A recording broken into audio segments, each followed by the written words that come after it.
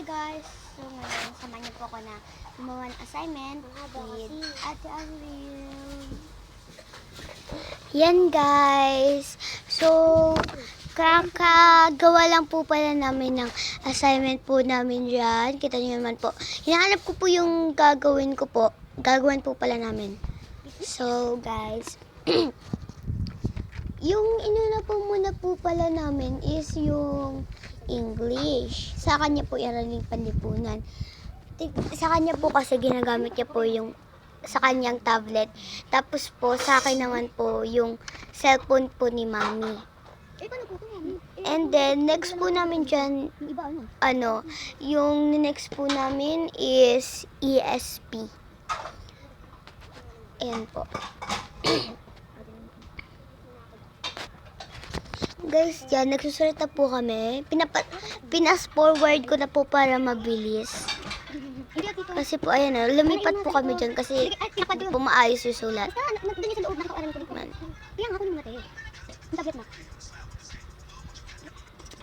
Stop ko po muna dyan.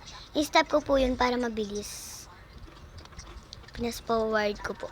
So guys, ayan po yung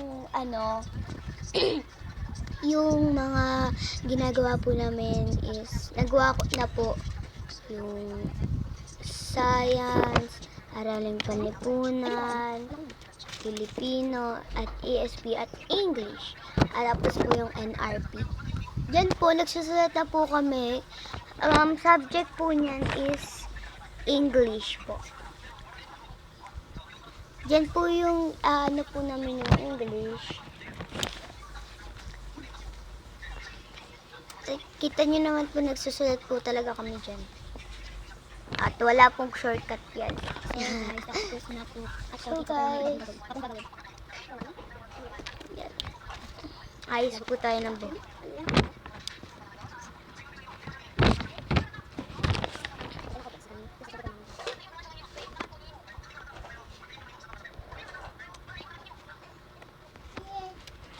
Dyan po ay serious na po kami. Kasi pong, ang dami po kasi nang gagawin. Di man po siya sobrang dami, pero medyo lang. Kamingay po. Guys, so ipit po tayo kasi, nag-ipit po ako dyan kasi pong ang init. Pero himala po si Ate Avril, no? Nakalugay pa rin po. So yan, na po ako, na kami dyan, ESP. ESP na po kami dyan.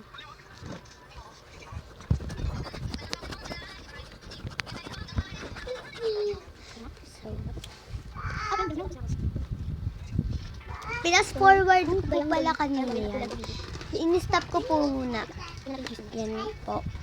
Guys, inayos ko po muna yung mga Kasi po iba na po yung dyan. Isasagot po ba ito dito po at and all? So guys, sorry guys, ang ingay kasi guys, so yan, tawa-tawa. Turo-turo pa po. So guys, yan po, malapit na po kami matapos dyan. Tapos na po kami. So guys, ano po itong ihaba pa? Tapos na po kami. Bye-bye. Subscribe.